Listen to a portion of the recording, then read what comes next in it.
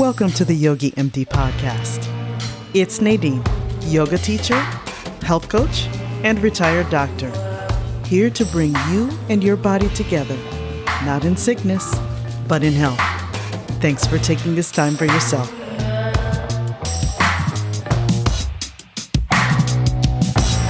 Do you want to have a full and more vibrant life? Then don't neglect a single part of your health. Taking care of yourself responsibly means balancing your social, emotional, mental, physical, intellectual, and spiritual health. It's a multidimensional, more comprehensive, and more rewarding approach. I hope you've enjoyed and learned ways to improve your social, emotional, and mental health so far. But now it's time to nurture our physical health.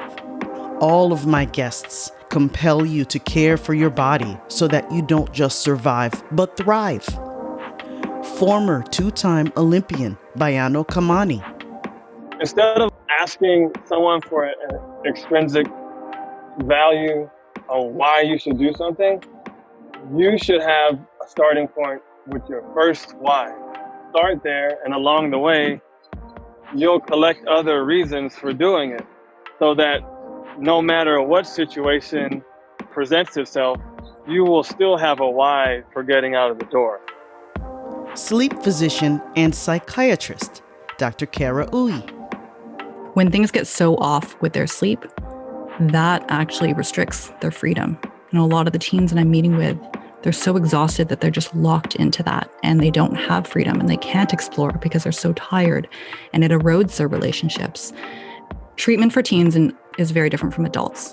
It's about allowing them to have good enough sleep such that they can function and then they can do what they are supposed to do as teens. We just have to figure out what they want. Healthy aging expert and nutritionist, Annie Gaudreault. My value is that I want to age with strength and be able to have the most quality of life for the longest amount of time. That's my driver. You have to have an intimate relationship with yourself first and foremost. Never mind your husband or your wife or partner or whatever. It starts here. And founder of Yoga for Arthritis, Dr. Stephanie Munaz. Pain deteriorates gray matter in the brain. Meditation builds gray matter in the brain. And so you can think of, and especially because it's in similar regions, you could say that meditation is an antidote for the effects of chronic pain on the brain. If you are curious about becoming a physically healthy human being, you'll be happy you took the time to listen. Today we have healthy aging expert and nutritionist Annie Gaudreault.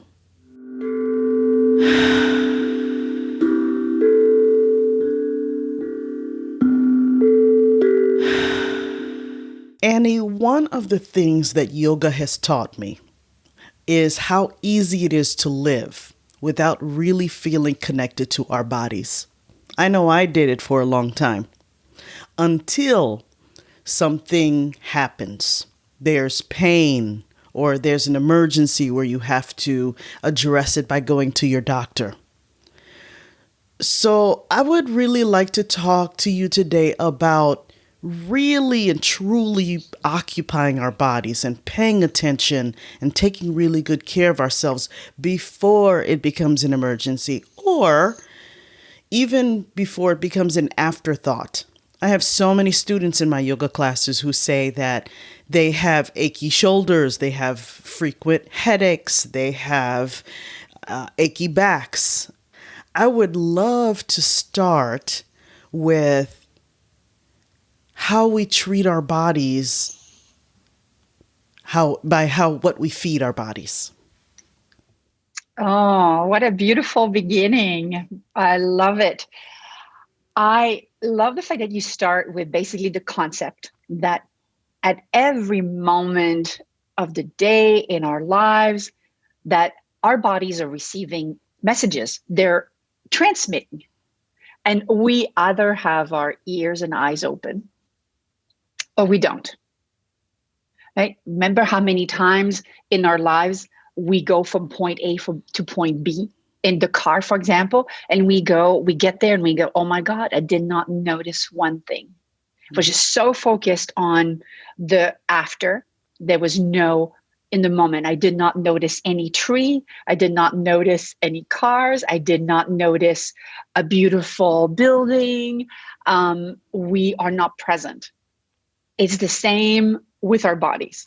And so we're starting with food, and it's a very big one because food being the number one ingredient for us to be able to, function, right? It is definitely number one element. But, we've all heard of this concept of intuitive eating. Yes. And I got to tell you, I'm the least woo-woo person you will ever meet. I am 100% science-based. But what it means to be intuitive, and it can turn off some people. So I want to be very clear that what it really means is that every day your body's telling you from how you are feeding yourself, what's working for you and what's not working for you. Every day your body tells you differently. It could be a headache. You talked about that. It could be discomfort. Ooh, this does not quite feel right. And you're not really sure, but it's somewhere in the vicinity of your abdomen, right? I can't pinpoint exactly where, but it's not feeling right. The other things I also like to talk about is every opportunity for your body to have either energy or to actually deplete. So some foods, right? Some foods give you energy, and I always call it either tops your fuel tank or it depletes your fuel tank. Funny enough, because you would think, well, I'm eating, that means I'm topping. And I go, no, some foods drain you. So that whole notion of being connected to your body with food is to pay attention. Pay attention to how your body is responding, because it is giving you the message every single time, whether you're listening or not. The message is there. So what's a practical example of something that you found in working with your own clients, a general category that is an energizing food or category of foods versus depleting? Oh, very simply, anything that would be, good vegetables and, some fish or protein source, legumes, will give you energy. Now, if I load up my plate with starchy carbs, like potatoes, like an enormous amount of pasta, lots and lots and lots of bread, fried foods, I will completely drain my energy. I like to do analogies with cars because usually people get it, but literally it would be taking your car and then getting into riding in the sand. It'd be like, it really comes to a stall. So fried foods, complex carbs are very well known for just completely depleting you. Funny enough, also all our little addictions to sugar also do that.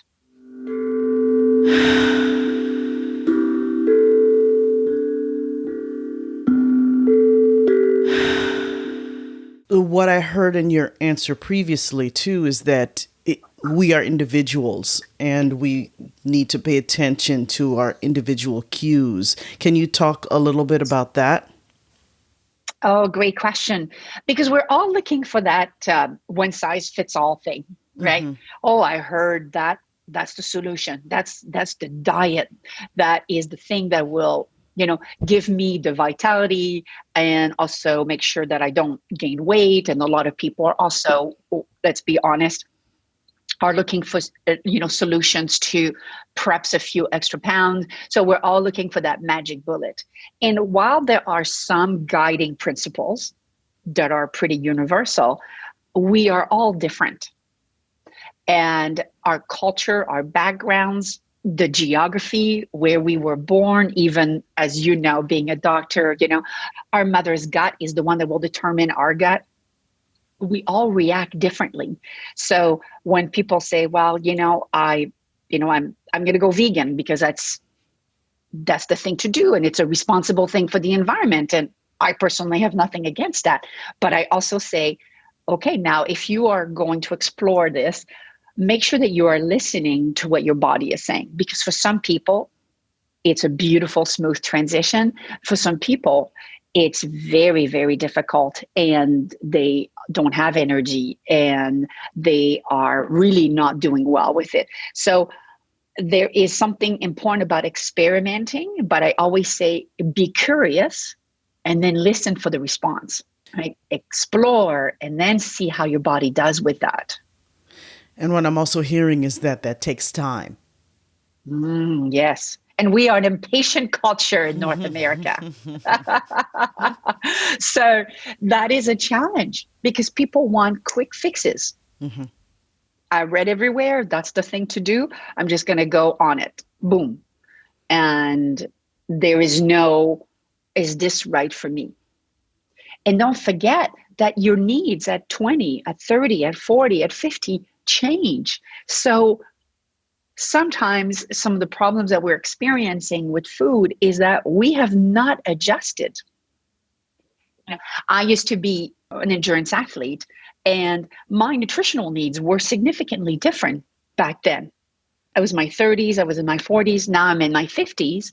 And while I am still active, I don't train 30 hours a week anymore, right? So my needs are also very different. And I'm a menopausal woman. So my needs, again, are different, right? So paying attention to what is going on. You're also getting to this extremely salient point, which is our needs evolve nutritionally too at different stages of our lives, especially as women. Can you speak a little bit more about that?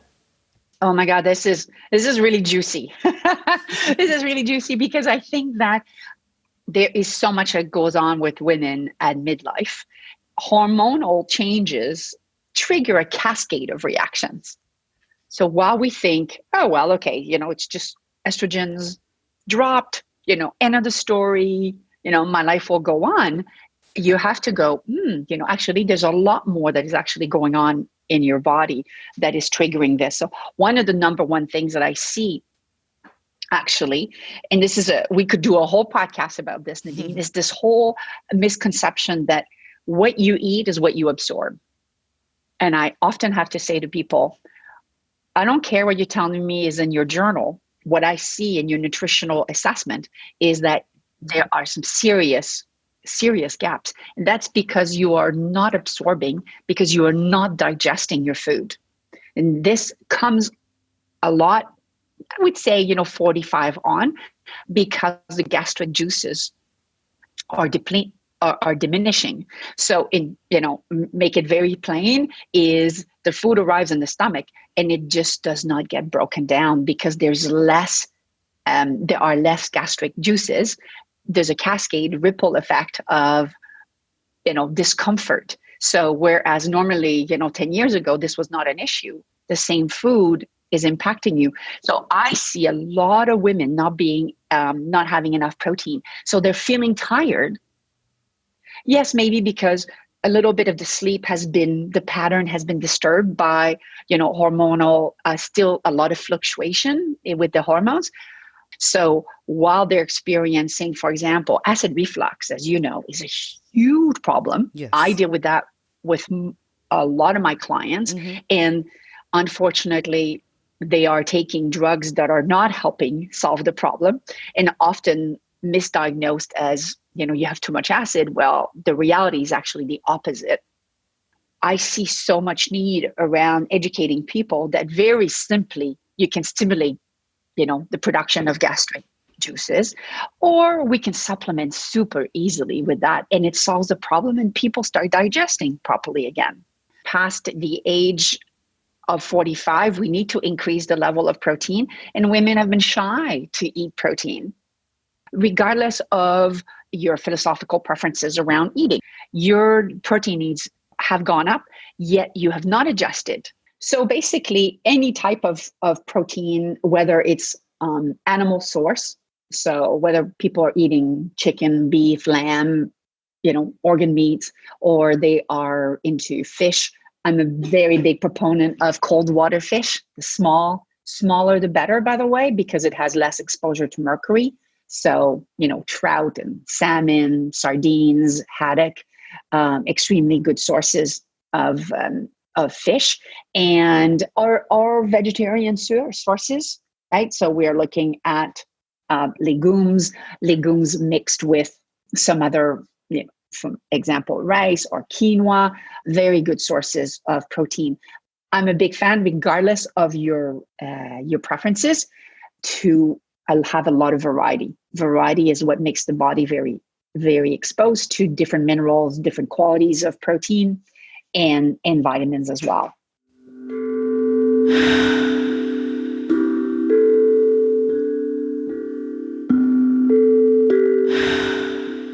Sometimes research is saying that activity is more important than what you're eating in terms of maintaining your weight.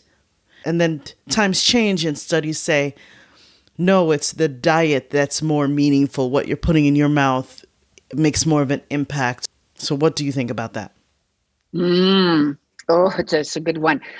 I still believe that nutrition plays a greater role in the BMI conversation. However, my prescription number one is always to women: move more. Just use your body more. We talk, you started the conversation today with this whole connection. Everything is connected. Yes, it's important for burning calories, of course, but more importantly, in my opinion, it is a key determinant for mental and emotional health, because activity triggers hormones, feel-good hormones. In all of the longevity studies, they never say it's the people that were on the Bowflex or the Jane Fonda program that lived the longest. It's the people that use their body in a natural, organic way every day. So think about centenarians that still carry their grocery bags. They go up and down hills. They go up and down stairs. Here, what do we do in North America? We remove all of that. We say, don't move. We're going to do everything for you. And you should definitely not have stairs to go up and down. We actually remove the ability for people to naturally stay active. Right? We say, oh, because you're getting old, you will be frail, and we don't want you to hurt yourself. It's actually the opposite. Moving keeps you strong. Moving your body keeps you mentally, emotionally, and physically in good health. So, here's the thing, though. We know this information. We are bombarded with this information. It's difficult to implement it. I think this is a good segue for your story, because I was really inspired by how you describe connecting with your own body through the discovery of activity, because you started running later on in life. Sure, because I started running, not because I thought, oh my God, look at me. I'm a tall, lanky person. I am 5'10" and so on. And it was not like, oh my God, I'm made for this. Not at all. I started running because I was an uber stressed out, executive. And running is the only thing that you can do. Well, I thought at the moment, 12 months a year, I can step out of my home. I don't need a schedule. I don't need to be part of a gym. I don't need to make a certain time at the gym. So what was working for me is the fact that I had flexibility of time. I could do it whenever it worked for my schedule, because I was working all these insane hours.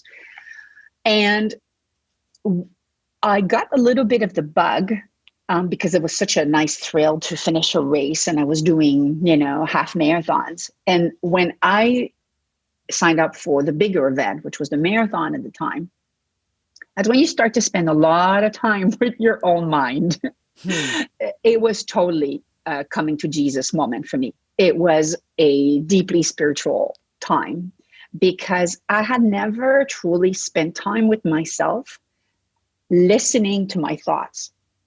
I had not, I know it sounds crazy, but I had been in doing mode my whole life. What do I need to do? What are the grades that I need to get? And then what's the job that I need to get? And then what's the clients? And what are my goals? And what are the, what's the money? And the treadmill, right? Yes. So I believe that listeners will be relating to that. Many people will be relating to that. So I had not spent any time figuring out who I was. So when I started running, if you had asked me, what are your values? What do you stand for? What do you believe in the world? I would have been like, what? I would have had no idea. I would have been like, well, I'm just like everybody else. I had no idea of who I was. This is scary because I'm like late 30s. This is a little bit of what happens with a little bit of endurance events. You know, you get the bug. And I did one marathon after the other. So all year round, almost, I was training and spending a lot of time. I really discovered who I was because I had a lot of dark moments. When you are on a run and it's 30 degrees Celsius, so, 80 degree Fahrenheit, and you have to do all your training and it's hot and it's awful and you're feeling tired, you get, the dark clouds move in. Those dark clouds are indicative of your own go-tos, right? Your own demons. Mm-hmm. So you go like, why am I doing this? This is stupid. I'm stupid. If you start to listen to what actually those voices are telling you, they're indicative of what your weaknesses are, what your belief system is, what you've been told your whole life. You're no good. Why did you even think that you could do this? I remember actually failing to qualify for the Boston Marathon.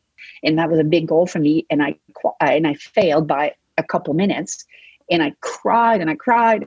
And it was all the old stuff coming in. I finally understood, oh my God, this stuff has been playing in the background for all those years. And I never even knew about it. It was a discovery. It was like opening the kimono and it was like, oh my God, it's not all nice in here, people. There's a lot of things that are not positive. There are not a things that are helping me. They're not the things that are actually making me a better human being in this world.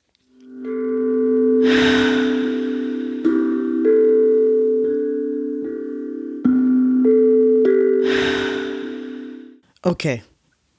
I can so relate to your story.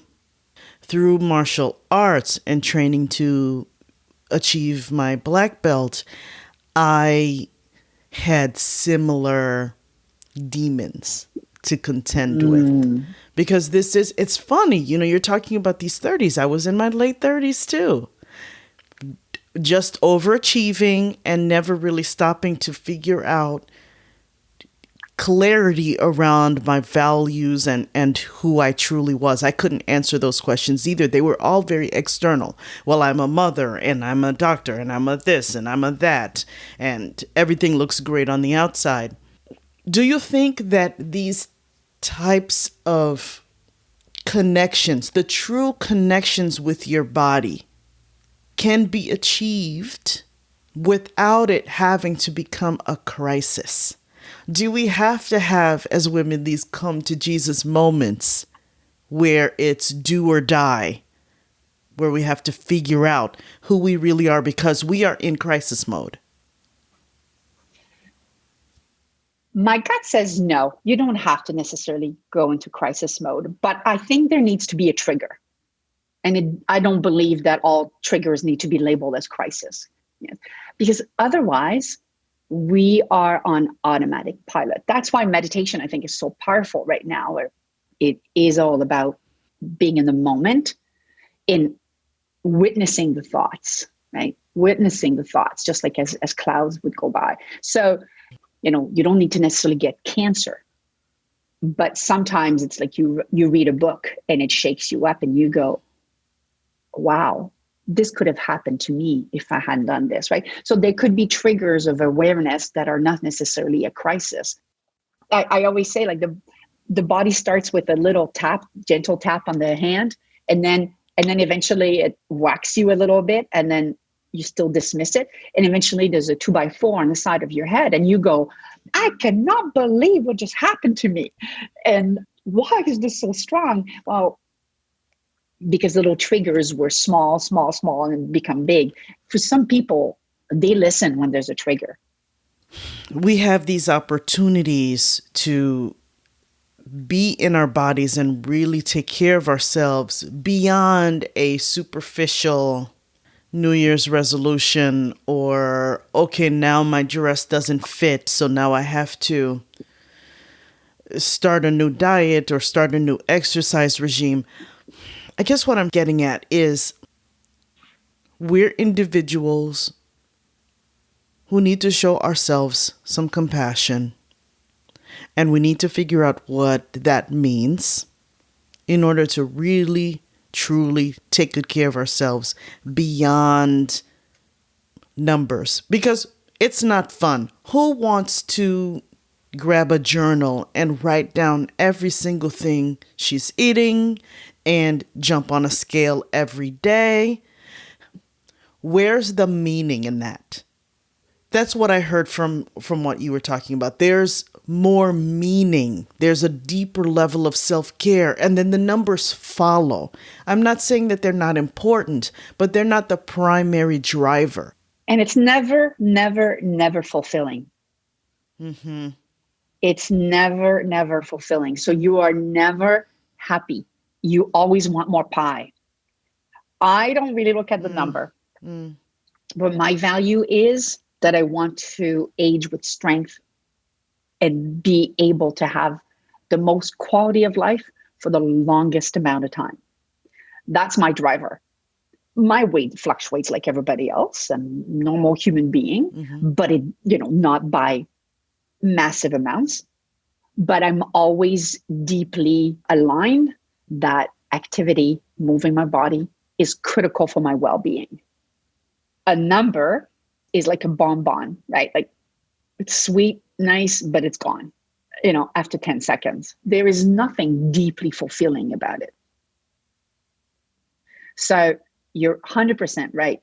It really, the more you know yourself and the greater your values are ingrained, your actions are so easy to follow.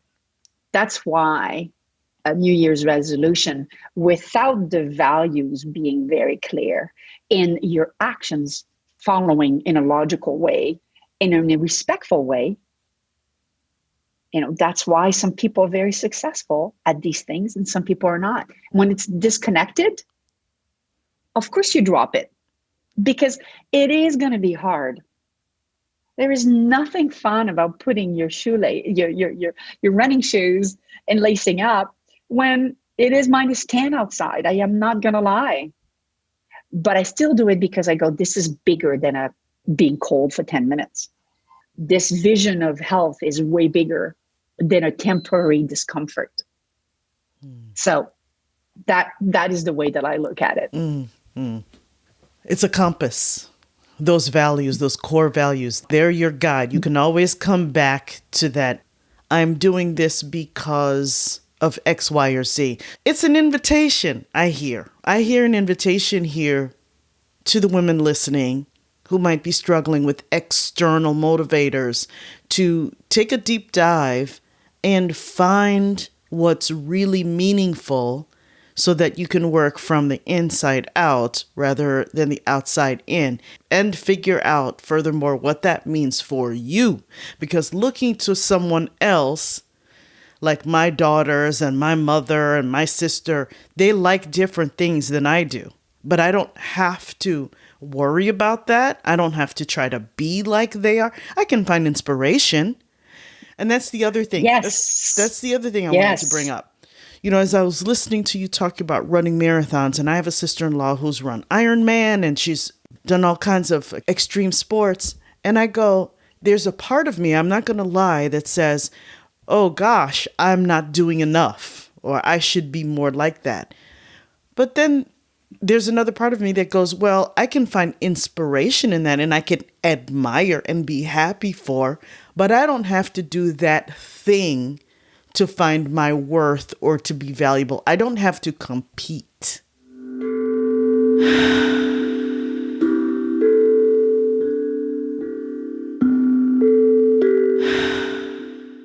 Oh, I love what you just said.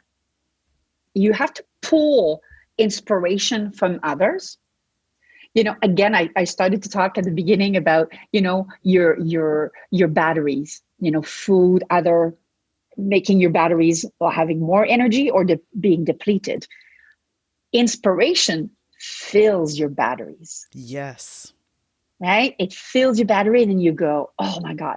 You know, when I lack a little like oomph, I will go to somebody that I deeply respect and I will watch a video of them when they speak about a certain topic.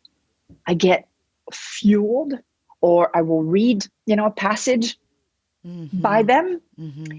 And then and it's not to become them, but I go, oh, now, okay, I'm filled. And now I've got what it takes, and I'm going to tackle what I need to tackle based on my values and my goals. It's not about comparing myself to them. It's about getting that beautiful inspiration, that energy that now allows you to fulfill your mission. There's no one size fits all. That Yes. You said at the top of the hour. Yes. And it's hard for people because it means you got to do the work. You got to do the work to determine what it is that you need. Well, you have 6 pillars that you talk about for health. And the third one I want to address is environment and emotions. Yes.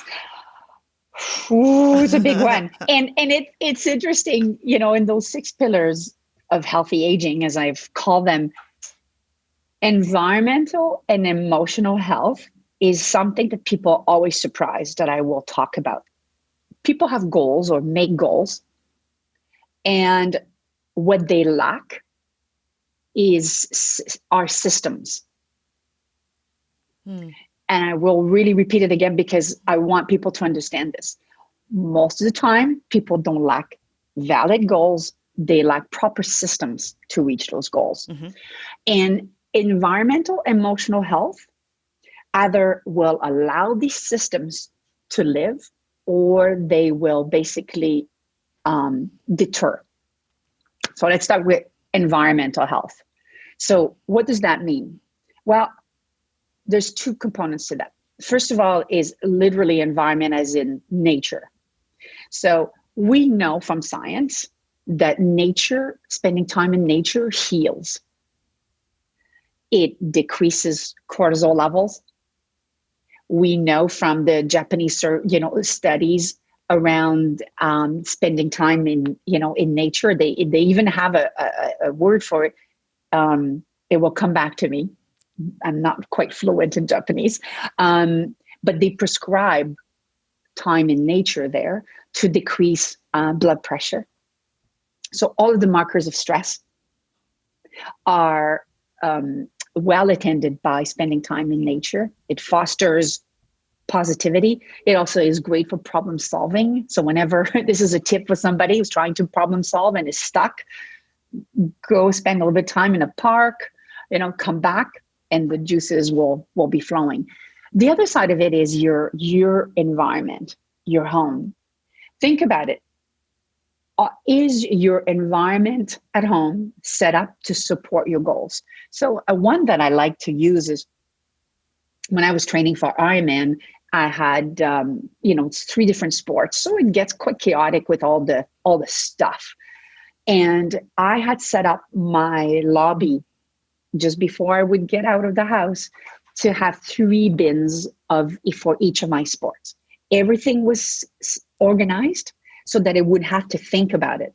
My helmet and my bike gloves and my bottle and my shoes, everything was ready to go. And the little maintenance that I needed for the bike, everything was in one basket, organized neatly by the door, right? I had basically created my environment to support my goal. Right? And I know that it might sound oversimplistic, but if you think about healthy eating, is your kitchen set up to help you eat healthy, right? Do you have the tools organized? Do you have a pantry that actually has healthy food organized simply? Because it is hard day to day to do all of that. I'm the first one to admit it, right? So have you set up your environment to facilitate things?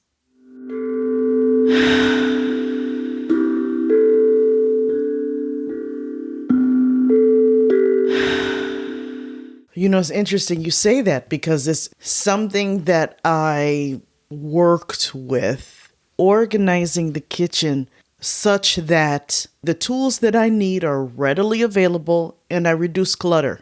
It's so easy to order online. This Yes. gadget or that gadget, are you going to use it? And if it's not going to be a practical thing that's useful to you that you use on a regular basis, then it's clutter. It's taking up some room. And we may not think of it that way, but you go in the kitchen and you open up a drawer and it is a little bit agitating to have to dig for a simple spatula. So why not just have the things that are most useful, easy to grab? That's what I'm hearing from what you're saying. Make your environment Yes. convenient so that you don't feel a level of stress already when you're walking into that room to go address something maybe that you may not feel like doing or necessarily like all of the time. Mm-hmm. The author James Clear, he wrote Mhm. Atomic Habits, Yeah. right? Very well known. I loved how he talked about that concept as in removing the barriers. Remove the barriers so that it's easy for you to have those healthy habits or be organized. I always say, if you are living in an environment that is cluttered, it's because you are refusing to be clear about your goals and you are not wanting to see the truth. That is what's happening. Mm. So you use the clutter as your excuse for not getting the things that you want to get done because you are afraid. And it is very real. We all have that. We all have that. So I always invite people to look at what are the areas of your life in your home that are not organized to support you. And then whatever it is, you go, well, that's your answer. Let's say my garage is filled with things that my children used 20 years ago, right? And I've asked my kids to come and grab what they wanted and, they never do it and all that. So what is in that? What are you avoiding yourself? It is a wonderful way for us to actually get the answers that we need so that we can move on. Because otherwise, think about your batteries again. This steals energy from you. Mhm. Every time you said, you have to look for that spatula.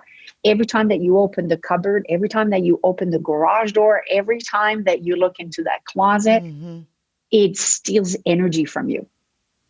Yes. There's this strong tie to this identity of a mother and nostalgia and wanting to honor those years. Or what I found some people do is that they have an aging parent and they have boxes. My mother passed away a few years ago, but they're her things and I don't want to get rid of her things because they remind me of my mom. Absolutely. And what people don't realize is that this is stealing precious energy from today. It's stealing precious energy from being able to have the health that you need. It's actually holding you back. It's putting weight on you. So that's why the environmental health is so important. It's so sneaky. It is so sneaky. And it's usually one that clients bark a little bit because they go, yeah, resistance. What does that have to do with my health? And, Yeah. you're a nutritionist and wellness coach. What does that, my garage have to do with it? And then once we do the exercise, and I always say, let's start with something small. So let's start with a tiny little closet somewhere. And then let's look at how now you feel about it. And everyone always has this massive aha where they go, I had no idea what this was doing. I had no idea what burden this was on me. So that's why environmental health is so critical to health. Huge. Having multiple dress sizes in the closet. I know you've seen that too before. I used to be this size, but I want to be this size now. So I have 3 different dress sizes. Hopefully one day I'll get back down to this. You're putting all this pressure on yourself. You need to have the environment support you, right? And some of those decisions are hard.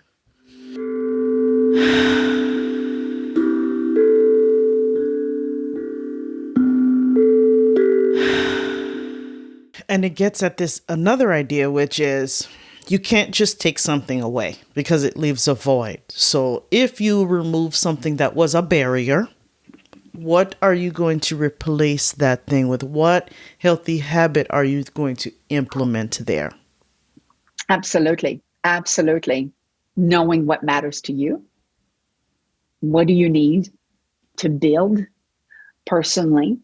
Music, arts, craft, community, giving back, spirituality, whatever the dimension.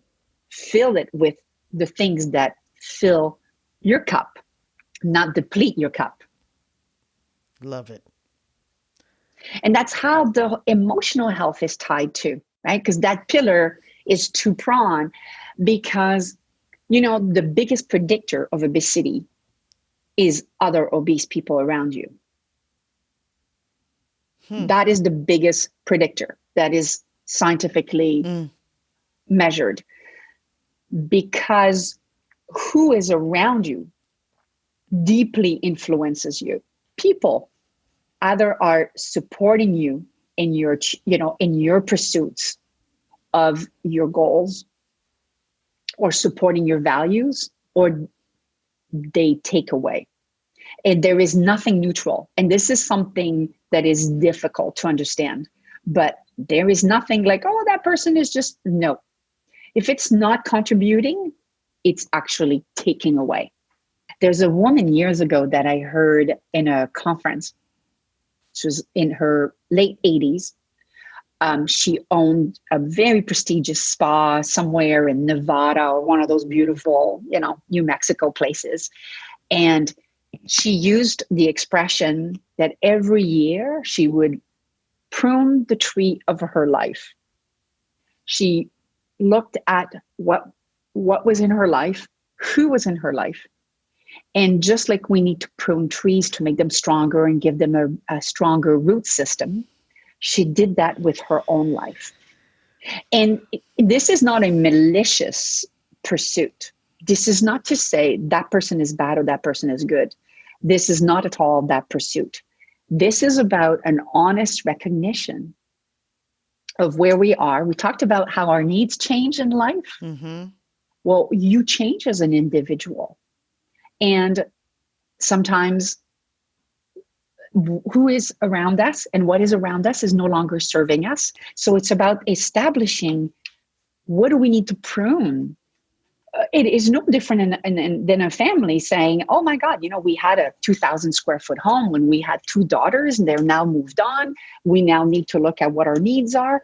Does it even make sense to live in this neighborhood now? Or maybe we want to grow in an environment where we have more free time. Therefore, we want to be able to go fish or this and that. Maybe we need to even change location. So it's about realizing that sometimes things no longer serve us, but it's not about saying that they're bad. It's just, this is no longer serving us. So my invitation for the audience today is, look in your life. Every year, do this process. This woman was actually saying that she does this diligently in January every year as an exercise. I just thought there was so much wisdom in that process. Yes, there is. It's scary. I know. It is. And especially when you start to bring other people into it. So if you're a married person, or you have a family, or you have a circle of friends, and maybe someone in that circle is no longer working.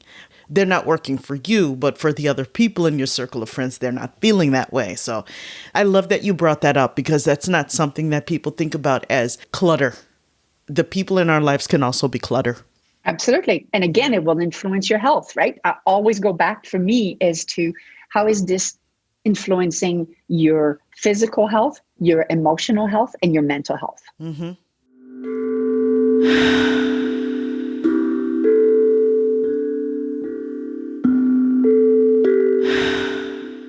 Do you have a question for me? I would love to know, from your perspective, you saw sick people in your life. Why is it that regardless of the fact that we know better, we don't do better? Annie, what I believe is what you said before. It goes back to doing the hard work. It is not fun to pick up the mirror. The hard work of taking into account all of these different aspects of your life. It's not a simplistic formula. If I weigh this much, then I'm good. But there's more to it than that. So if you're not attending to the different pillars of health that you mentioned, the different dimensions of health that I've been exploring with my own podcast, these things all influence your overall well-being, and it is hard work. The simple thing that you just mentioned, the emotional.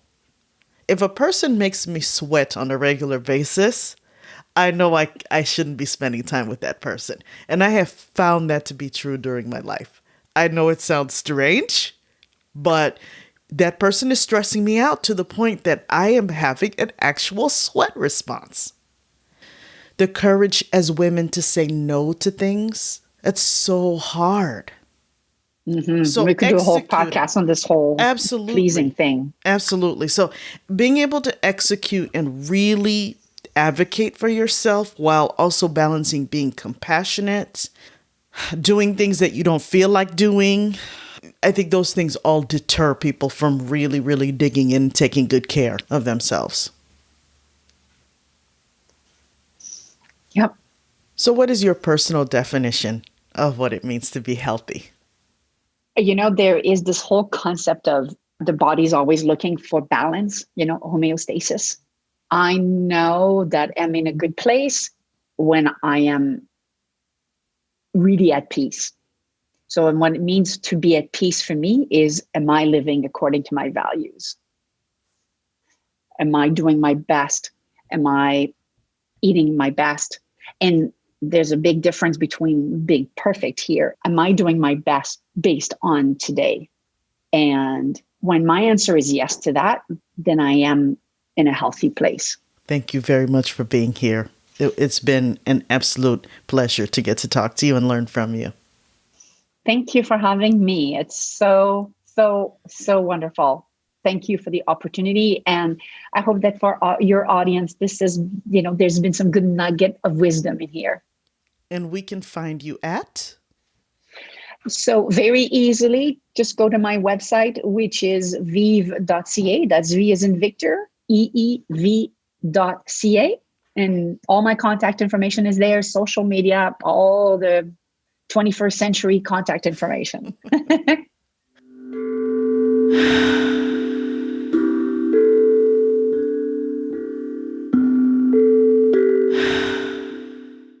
And now it's time for the Mindful Minute.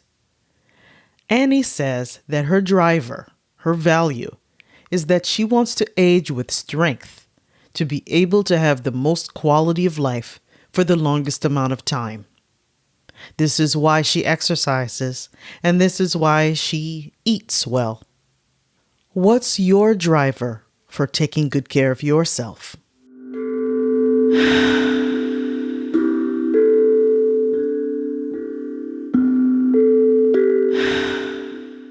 Dear wise women, thank you for growing our community.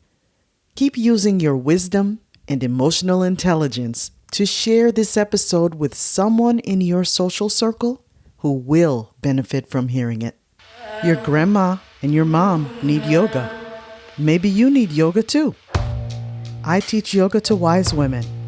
I believe in empowering and educating wise women to thrive on their terms at every stage of life. Let's hear what a wise woman has to say. I'm a worrier. It's a little much, I think. And yoga always calmed me down. It gave me a positive focus. Everything's going to be okay. It's just really been like a centerpiece in my life. And I didn't have that until virtual yoga. To learn more, connect with me at yogimd.net. And finally, podcast theme music is by my niece, Maya Bishop, on vocals, my daughter, Lizzie Kelly, on guitar and bass, yours truly on percussion, and produced by Tim Buell. Thanks for being here. See you next time.